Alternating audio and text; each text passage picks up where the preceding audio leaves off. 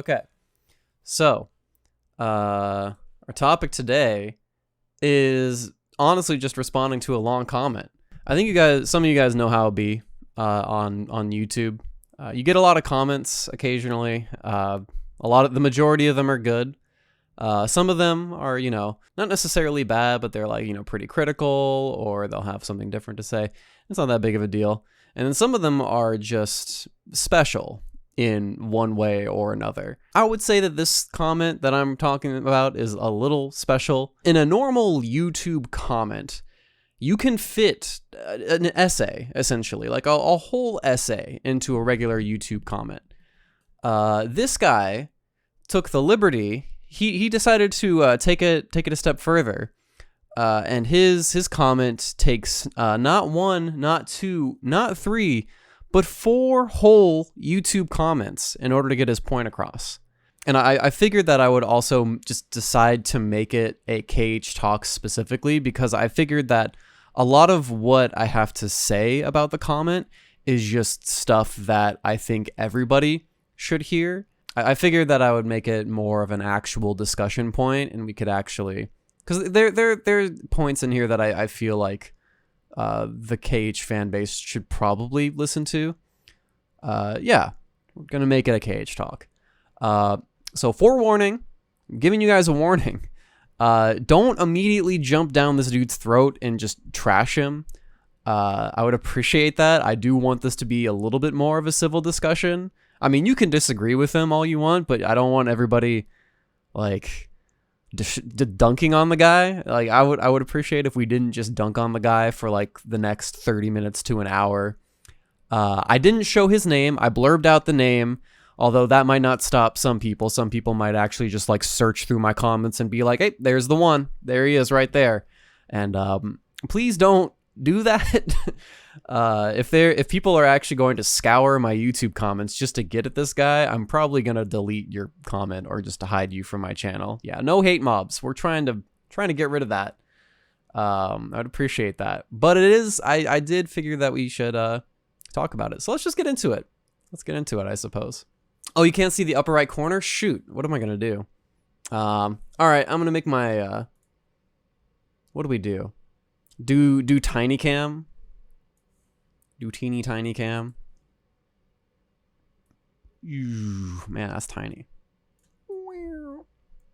Oh yeah, I'm super tiny. Perfect. Absolutely. That's just what we need. I'm gonna go with the really small decision, or what is it? The really small choice. Or what I could do is I could like crop it a little bit more, maybe, so that it's a little bit more compact, and then minimize it, and that's not nearly as bad.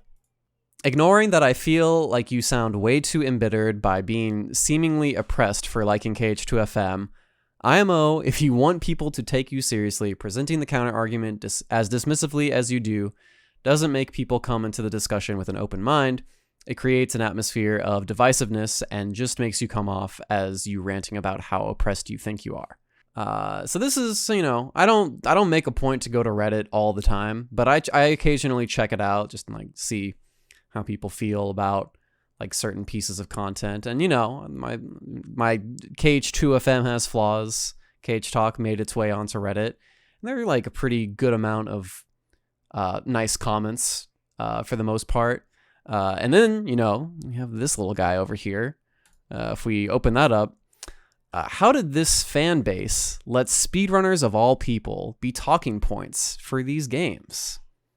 Those darn speedrunners. Why in the world are we letting them speak words? And then here's the dude again. He's back, and he responds. That comment sounds like filleting, if you ask me. How nice. How sweet. So that's Exhibit A. Exhibit B... Got a tweet here from Unification.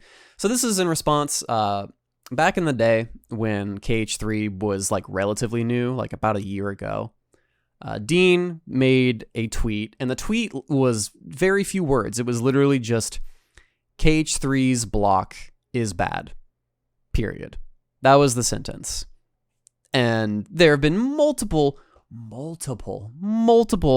cited examples of why KH3's block is bad. in the base game. And the response, well, I don't even have to say anything. Unification reads it off right here.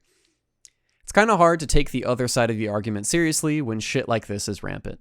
All Dean said was KH3's block is not very good. You know what? Dean said it even nicer than I did. He said, not very good. I just said it's bad. Dean was actually super nice about it, and he said KH3's block, it's not very good. Because KH3's block has been shown to literally break and not work from how it's supposed to.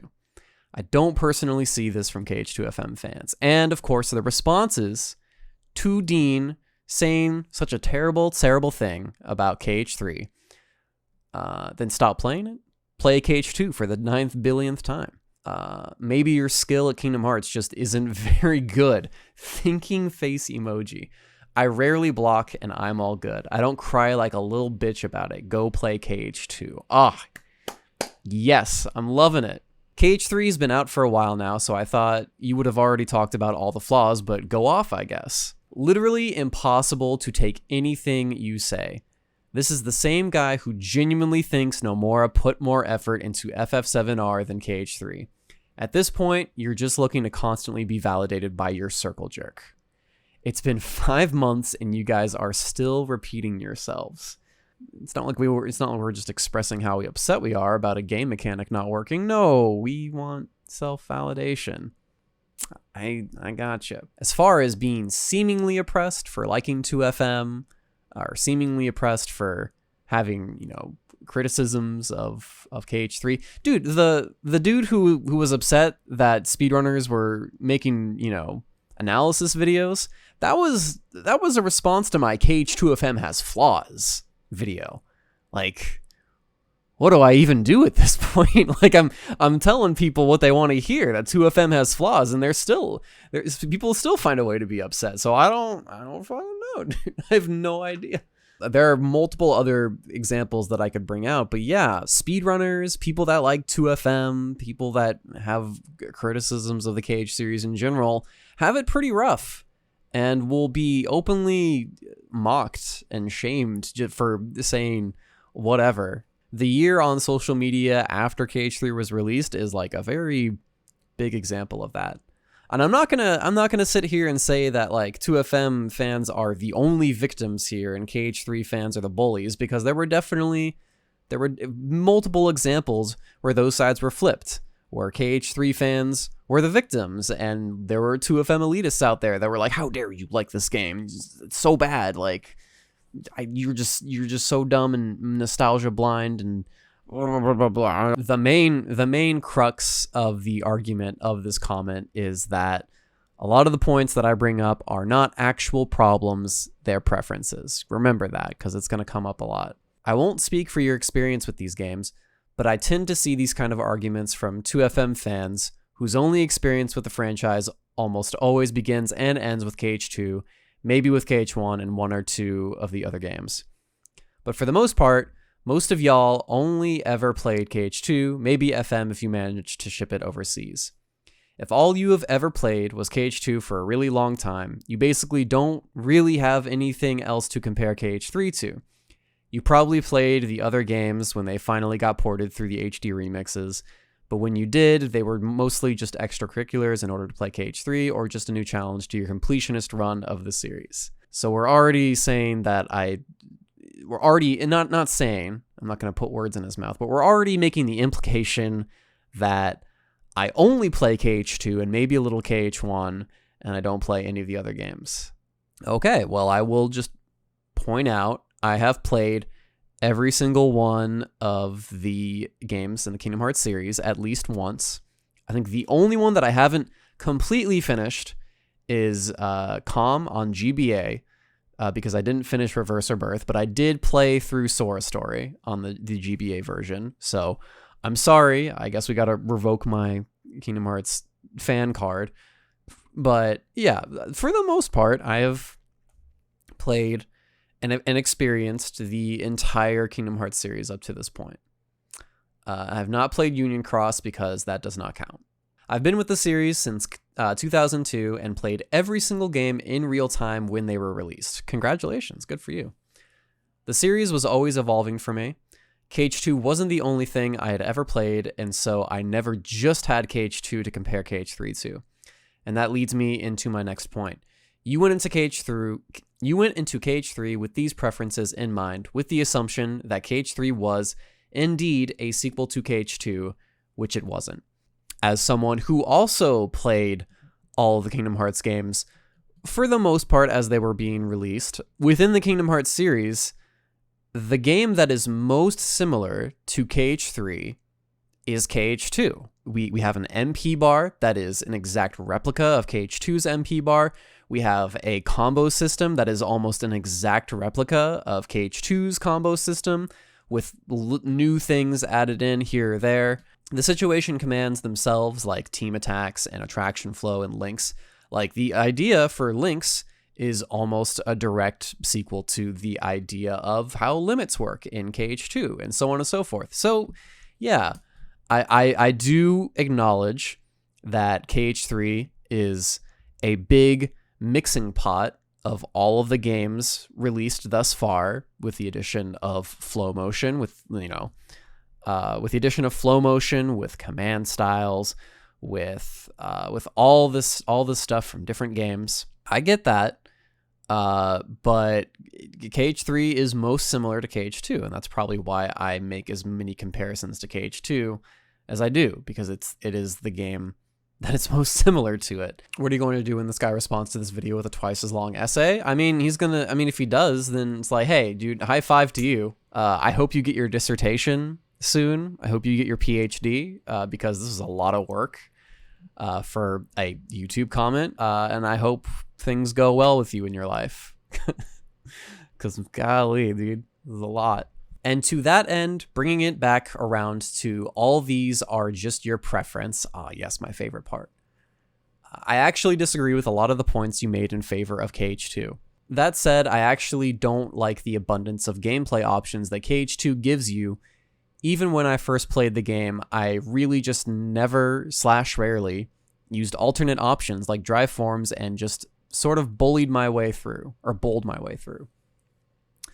I also never make use of alternate button combos. I basically just mash X, heresy, I know.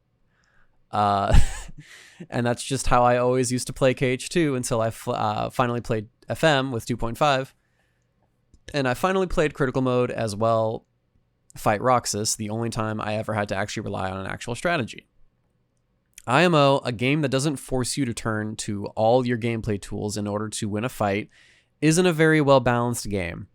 And IMO KH2 is a very broken game in that regard, especially since you can basically abuse drive forms and limit attacks and deal a lot of damage while doing so. Okay, so there's a lot to talk about.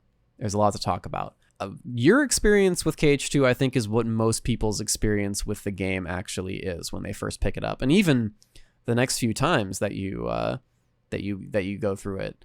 Understandably so. It is very, very easy to just mash X and mash your way through a playthrough of KH2, because it doesn't do a very good job of teaching you how to use your alternate options, and it doesn't do a good job of having gameplay that actually forces or heavily encourages the use of said alternate options. So that, honestly, very understandable. The next point, especially since you can basically abuse drive forms and limit attacks and deal a lot of damage while doing so. When and how?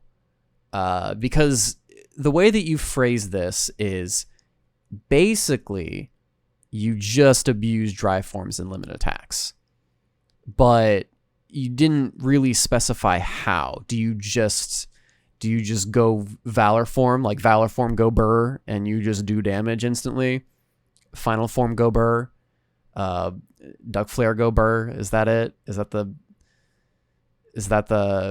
solution? Is that how we're dealing lots of damage?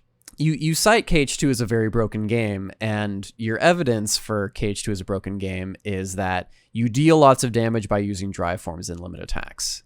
And I mean, yes, that is very true. If using the correct strategy, you can indeed do those things, but it's not really as simple as just like, okay, well, I'm just going to turn on the drive form button and I'm just going to instantly do damage. There's a lot more to it. If you're going to make a criticism of KH2, which I would honestly agree with you to some extent, you're going to need to do a little bit more digging than just abuse drive forms and limit attacks and to do damage, because there's a lot more to it than just that.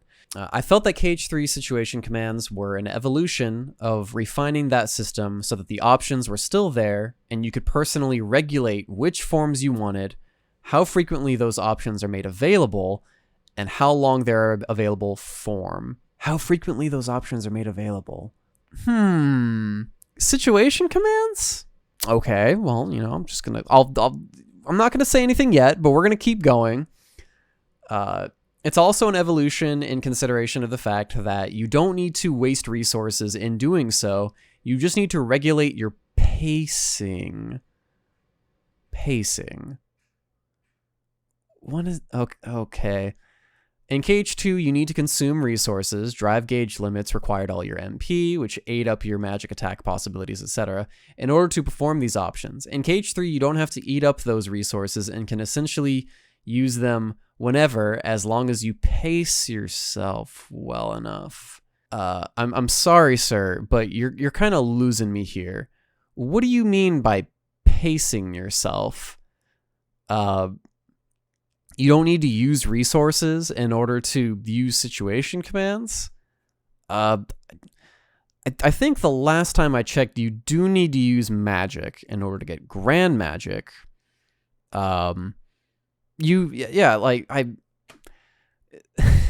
Your phrasing here escapes me quite a bit. I'm not gonna say anything yet. But you're going to have to really do a lot better job of describing this outside of pacing yourself. It's a system set up so that you're not abusing only one gameplay tool. Oh man, you really should check out KH3 level 1 data.org at some point. And if you want to keep dealing a lot of damage, you need to rely on more than one tool. Okay, I guess maybe you use another tool to do more damage, but yes, sure. I think that's restrictive. I think that's clever. A game should force you to use as many tools at your disposal instead of just throwing you into the playing field blind and hoping you get the hang of it on your own. Okay. Keep in mind, you are not the only one playing KH3. Other inexperienced players who haven't played a KH game before or are probably fresh new fans to the series and don't have as much loyalty to KH2 system as you do were playing it. KH3 had to be accommodating for players who didn't want as much ambiguity and abundance of options available to them without any real consideration of when and where to use them, and if they even needed to use them. KH3's combat system was about a degree of healthy accountability for the abilities you used while not wasting all of your resources in order to see what works for you and what doesn't. Yeah, I mean, like, I will concede that situation commands, like, just kind of popping up and just being like, hey, just, you know, press the button and give it a shot, definitely just lets the player, like, give it a shot without having to waste resources, certainly. But it feels a little weird when you say how frequently those options are made available, when we're going to get into this later. You can't really regulate how frequently, like, a team attack shows up, how frequently an attraction flow comes up. There's even flaws with how frequently grand magic comes up. Like, yeah, we're going to get to that. Personally, I also think you do have control over what your options are. Oh, boy. Okay, here we go. I don't think it's as robust as it could be, but it's still there. If you want to use a certain type of form, you use a certain type of Keyblade. You think the differences aren't meaningful and yet point to KH2, which is funny to me because I think what you mean is that the differences aren't immediately performative to you. Functionally, there's very little difference between the forms in KH2 versus KH3, just that KH2's forms look more snappy, are more visually distinct, and one of them is a shooter, I guess. I hated Wisdom form, so I'm glad we don't have a form like that. We don't have a form like that. Sir, have you used the Mirage Staff?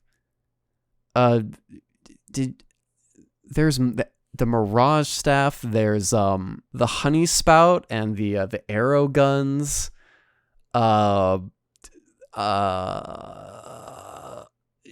Let's just keep going. I'm sorry, sir, but you might hate KH3 a little bit more than you'd think, because there is a form like that in the game.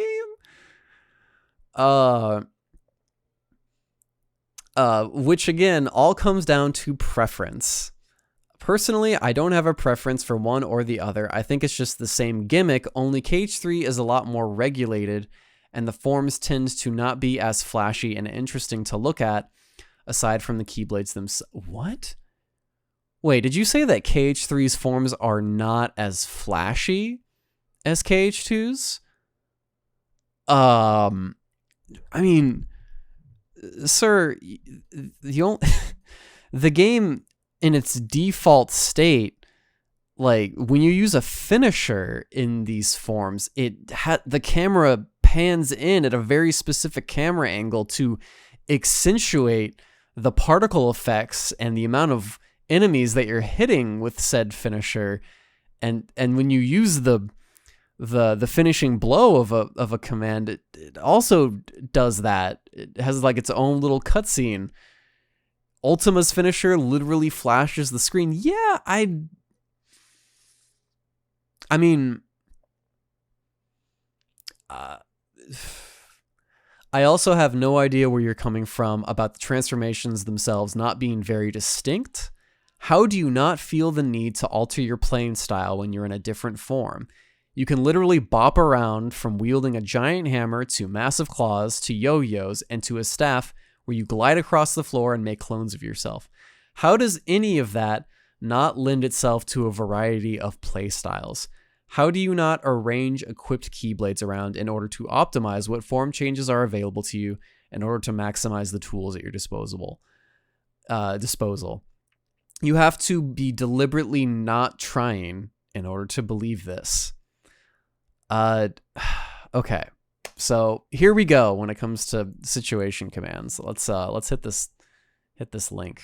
The black sheep in this category of stuff. The black sheep here is stuff like counter shield. Counter shield is different because while its combos might really suck and the finisher might really suck on it, it has a very, very unique mechanic to it where when you block stuff, you build up charges, and then you can unleash those charges to do lots of damage and build up a bunch of arrows. And there's a huge amount of applications to that. What's great about Counter Shield is that you can build it up, and then, it's a godsend that the game allows you to do this. You can change Keyblades to store it away so that it doesn't run out. And then when you feel like you want to guard, instead of just doing a normal guard, you can really quickly swap over to Counter Shield to block whatever it is you wanted to guard and build up a charge that way.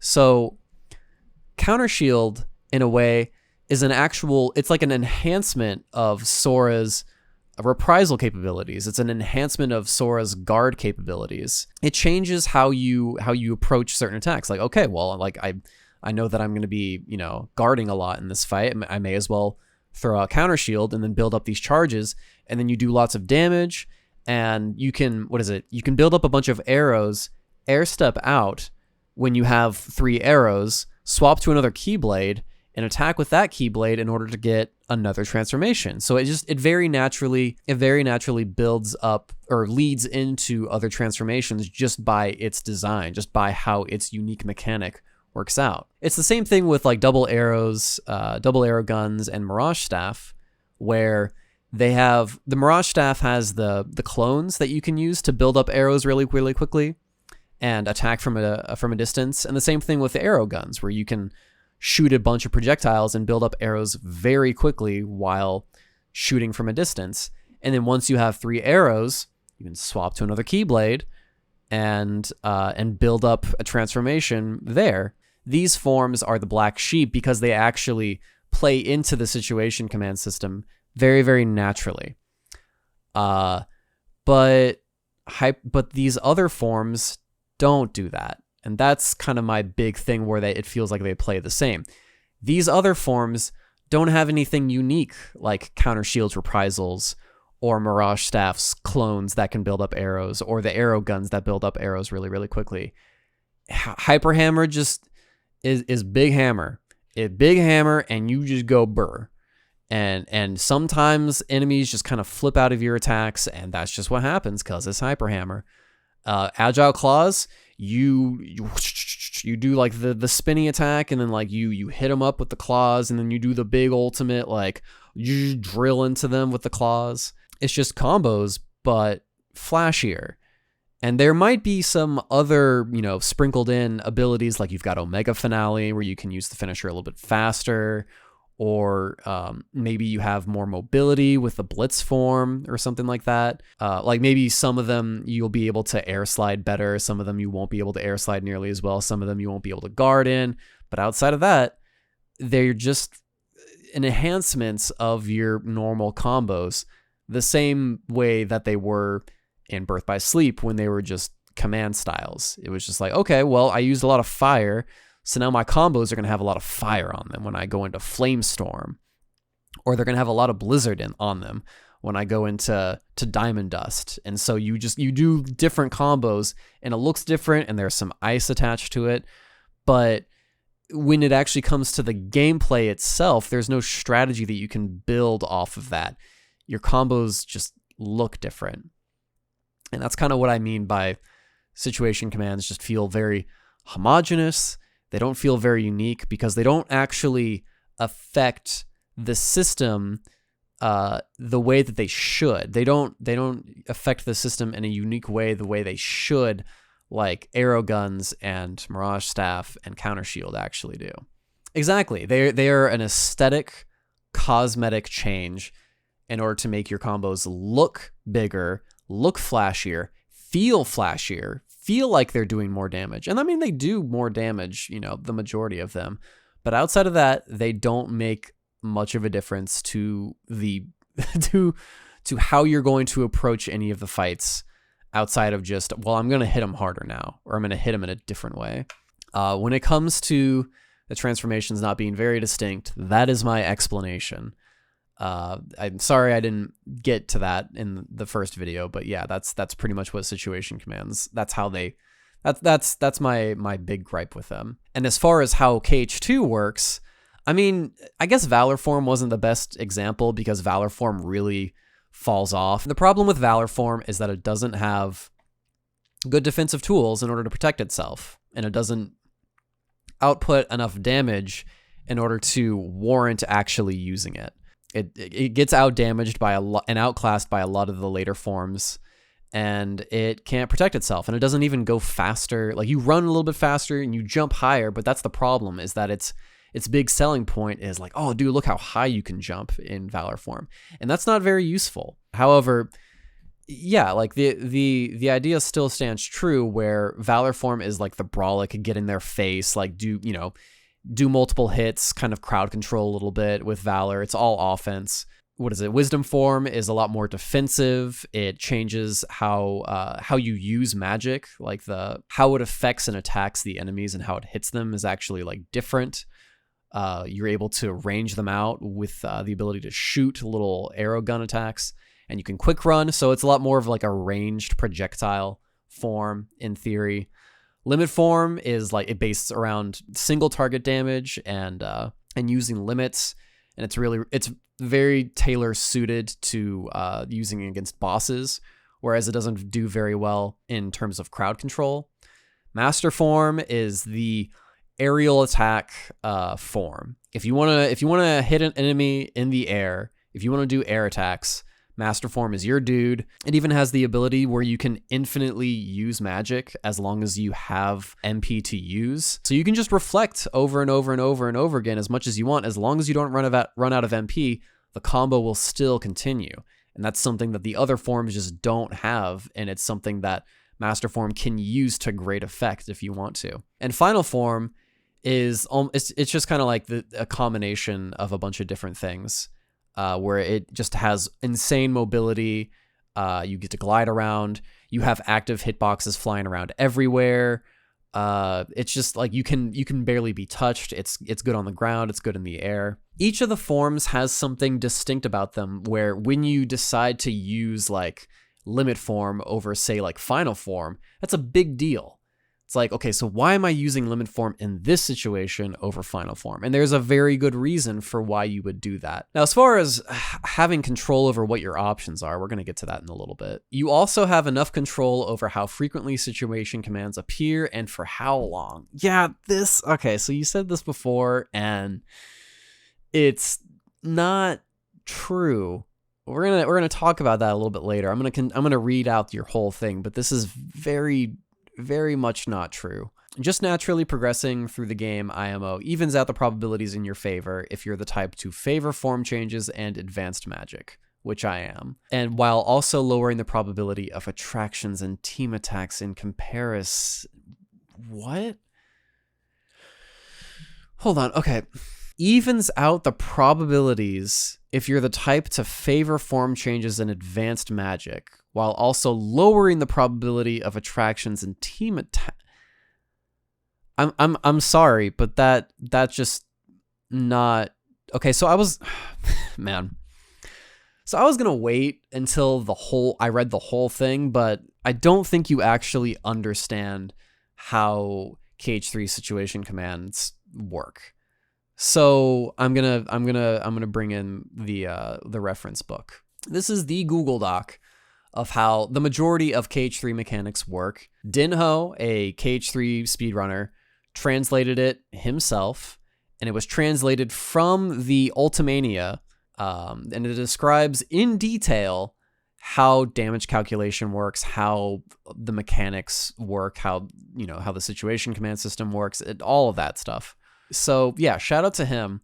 And this Google Doc doesn't have attraction flow in it, but he did translate it, and I asked him how it worked, and he gave me a rough explanation, and we're probably going to look at it here in a little bit. So here's team attacks. So here's how that works. So the way that it works is you get a random value at the beginning of a fight. It's just between 80 and 120. The closer your teammates are to Sora, and the closer Sora is to the enemy, you will get more points every 5 seconds. You will get more points awarded to you. Once you hit like a certain value, a certain upper value, that's when you get the team attack. In theory, the idea is if your teammates are closer to you and the enemies are closer to you and your party members stay alive, you will get a team attack from them eventually, as long as you meet the criteria, and you just need to wait it out long enough in order to get team attacks. That's how team attacks work. This is the Discord for KH3 speedrunning, and I asked Dinho specifically how attraction flow works, and the way that he says it is that there is a hidden bar. It's like the HP bar, and the more that you hit the enemy, the more that bar will like decrease. For every single enemy, the attraction flow bar is just a tiny bit bigger than the amount of health that an enemy has. So in order to get attraction flow, the only way to get it is by literally getting lucky, because the game will add additional values to your attacks randomly. So as you're hitting an enemy, as long as you get really lucky, as long as RNG is in your favor, you will fill up this hidden bar before you kill the enemy, and then you'll hit them, and then you'll get the attraction flow. And sometimes you'll just get an attraction flow at the start of a fight. There's just some random mechanic that you start a fight, and then someone has an attraction flow indicator around them, and you hit that enemy, and you get the attraction flow. And for bosses, it's a little bit different. As long as you've dealt 40% of their health, you will get an attraction flow. That's why in the speed run, you always get an attraction flow when you're fighting the the Tornado Titan. You'll get to a certain amount of health, and then it's just like, hey, we're gonna give you an attraction flow now because you hit this amount of health. This is before the crit patch, and then after the crit patch, they changed it. And now we don't even know what's consistent anymore. Different bosses have different attraction magnifications. Okay, there you go. Thank you, B-Boy Cubed. I appreciate that. And then I haven't even talked about Grand Magic. Grand Magic chance is 1% gauge built up using that attribute. Max gauge is 100. Let's say, the calculation is going to be way off, but let's say I use like 3 fires and 2 blizzards, and then I fill up the rest of the gauge with like Keyblade attacks.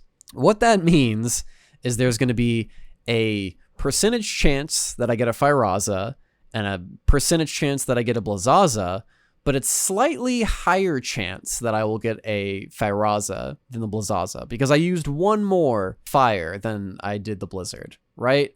But it's still luck based. So there's a chance that I can get both Grand Magic.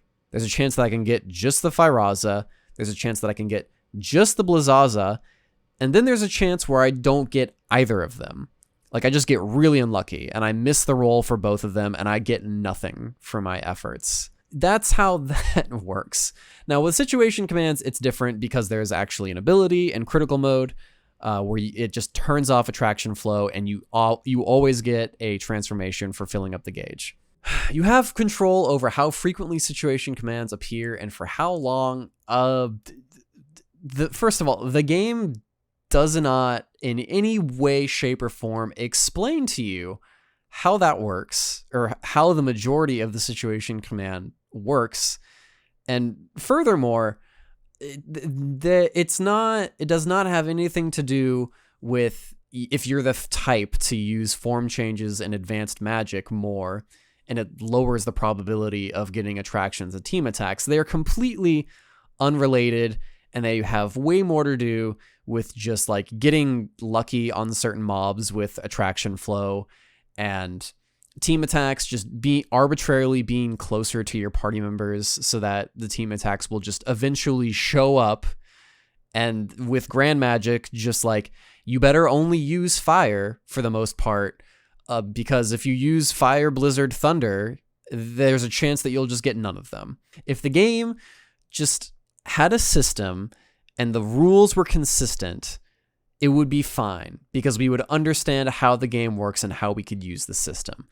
But the rules aren't consistent and there's a lot of just luck involved. So there is absolutely no way, or very, very little way, you could ever control or regulate how often you get situation commands in any situation in the game. That is just how it works. It is literally designed for you not to know how it works and for you to just be like, oh, I got a thing. It's over there on the left side of my screen. I got a thing. I'm going to press triangle now. Wow, it did big thing. It did big thing and it did big damage. That's all the game is designed for you to experience. It doesn't want you to think about it too hard.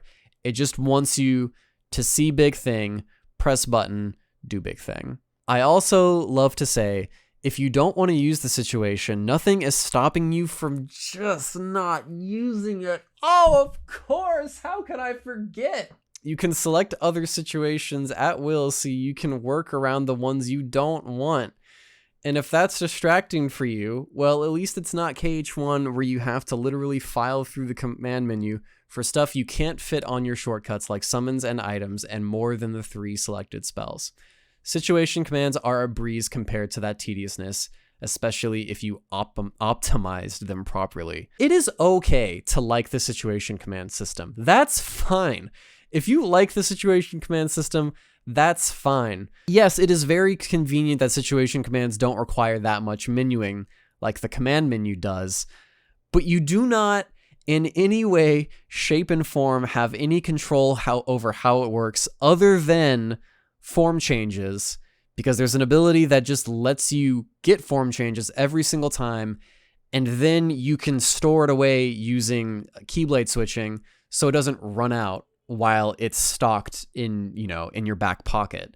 So you have control over that, but but you don't have control over anything else. With the command menu, if you want to use a drive, D-pad drive, final form, boom, I did it. I want to use Duck Flare, I want to use Comet, I want to use Knock Smash, page over, limit, Knock Smash. Did it. I did it, done. We're in there. God, like let's not even talk about KH1 and KH2. I have control over what command style I go into when I'm playing Birth by Sleep, because if I use like a Blizzard and a Thunder and this, that, and the other, then I will get like Spellweaver, or I will get Diamond Dust. At the very least, I have control over what results I get when I fill the command style bar in Birth by Sleep. But in KH3, if I use different spells and fill up the bar, then it's time to roll the dice, dude, because I have no idea if I'm ever going to get a Grand Magic or not, and what Grand Magic I'm going to get. And even in Dream Drop Distance, like, at least I can see the gauge for my spirits, and it will fill up, and then it will tell me, hey, you can use a dual link with Riku, or you can spirit link with this dude and get a limit with Sora in Dream Drop Distance. At least the game has a very consistent way of telling you and showing you, hey, if you do this and you do that and the gauge is filled up, this is what happens. This is how it works. But KH3 actively, on purpose, does not let you have any control whatsoever over those things. It is infuriating. It is absolutely infuriating. So no, I don't agree with you there. You want to be able to change your play style immediately instead of adaptively. The flow of your combat fitting you instead of just letting you pick anything you want. Okay. You want the performance of choice instead of a game that tries to adapt to the way you play. And like, that's fine, but that doesn't mean the way KH3's adaptive combat system works. Sir, it is not an adaptive combat system. It's not adaptive. The game is literally, it's literally RNG incarnate, and it doesn't want to tell you about it. It's not like if I use like 2 fires and 2 blizzards and I get no Grand Magic, how in the world, how can you explain to me that that is an adaptive combat system? I used resources, I put them into the situation command bowl, I put them into the pot and I stirred it and I got nothing out of it. That's not adaptive. That's just the game saying, well, you got unlucky there, son. Sorry, we're not going to give you anything this time. Hey, you got an attraction flow this time, but you didn't that other time. I don't know how that happened. Here we go. We're finally at the last page. Thank goodness. As far as floatiness goes, I still think that's a preference. Okay, dude. You even said that an action game's combat needs to feel satisfied. Well, satisfaction involves an opinion, and I personally don't have much of a preference. Oh, okay, dude. That's fine. I mean, if you don't have a problem with it, that's fine. Like, you can do action RPGs in any different way whatsoever, okay? You can have, like, really long, drawn-out, slow attacks that have weight behind them, and it will fit in a different game. I think like the best example is like Monster Hunter World or something. Like the combos or the attacks in Monster Hunter World are very, very slow, but there's a huge amount of weight behind them because you're hitting dinosaurs, you're hitting big dudes. You got to have a lot of weight behind your attack if you're hitting big dudes. So it makes sense in a game like Monster Hunter World. Like you can have different speed, different styled combos in different action games, different action RPGs, as long as they fit what you're trying to do.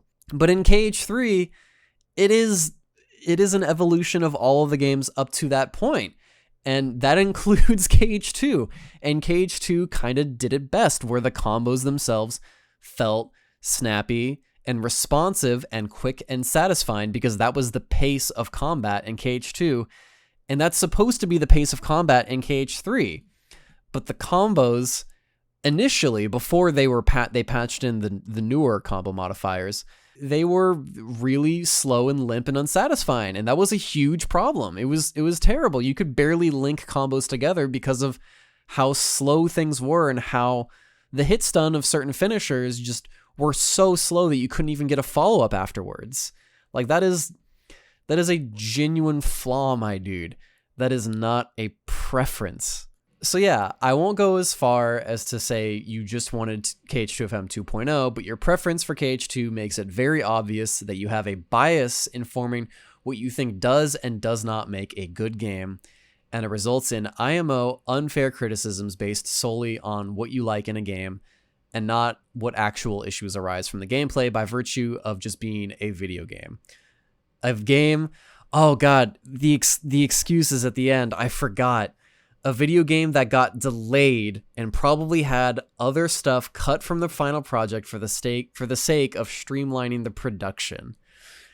And like, again, it's fine to have preferences, but just because you wanted drive forms in KH3 doesn't mean KH3's form changes and situation commands are bad. Thanks for coming to my TED Talk. Thanks, man. I appreciate it. I'm glad. I'm glad I read your TED Talk, and thank you for commenting. The main argument here seems to be that these are just preferences, but I think there's a lot to be said here where, yes, I am biased towards KH2. That much is given. Absolutely. I am biased towards KH2. I prefer KH2. It is my favorite Kingdom Hearts game. Absolutely. And I think that KH2 did a lot of things correct. But just because I have a bias for KH2 does not necessarily mean that when I bring up KH2 for doing things well, that criticisms towards other games are completely null and void. No. When a game has floaty combos and they are limp and unresponsive and they don't have very good impact in a game that is designed around hitting stuff, that is a genuine flaw. Situation commands on a consistent basis take control away from the player in a game that, you know, is about encouraging decision making and resource management and using certain tools for the correct, you know, situation that calls for it.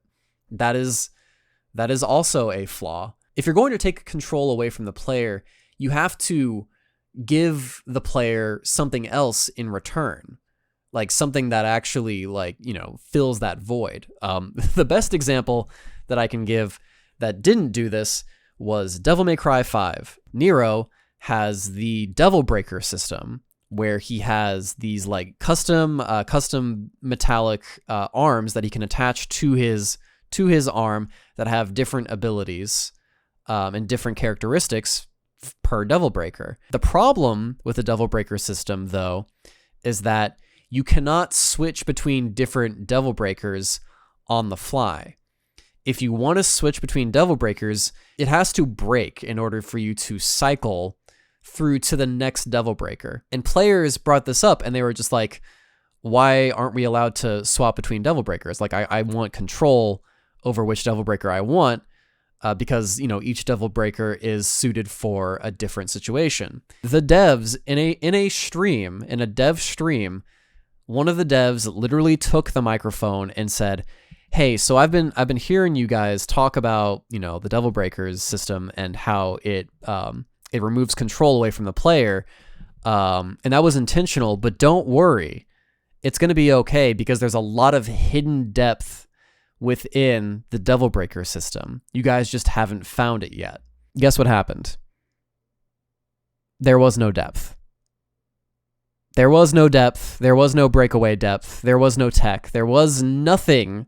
There was no hidden technology within the game that made up for the fact that you gave up control over your ability to swap between Devil Breakers. There was nothing to fill the void. While it's fine that you can take control away from the player, you have to give something back in response. Like, there has to be something else to fill the void, to give depth to the player in response for taking control away from them.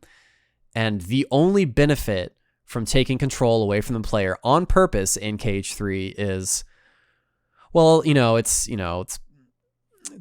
more adaptive, I guess. You gotta use your options on the fly and just see how they work out. It's more convenient than actually menuing all of your stuff out. That's not a preference. That has nothing to do with preferences. That is just a genuine critique with the game. And it's okay if you like that the game takes control away from the player and like adapts to your playstyle. That's fine. But sitting there and denying that there is anything wrong with taking so much control away from the player is just like, you're literally looking the other way. Like you're completely ignoring flaws within your own game. It's okay to enjoy things about your game even if they are flawed. For example, in KH2, I don't mind that the worlds are super linear and empty and they're tiny boxes. It's a flaw with the game. It is a huge flaw with the game in KH2, but I don't necessarily mind it nearly as much. But I still admit that it's a flaw. Like that's how that operates. That's how it goes. Like you can't wish away flaws in a game just because you didn't, just because you liked it and someone else said they didn't like it. Every game is a 10 out of 10. It's just a matter. Every game is an 8 out of 10. Game design is subjective. Every game is an 8 out of 10. There are no bad games in existence. It's just a preference thing. Yeah, there you go.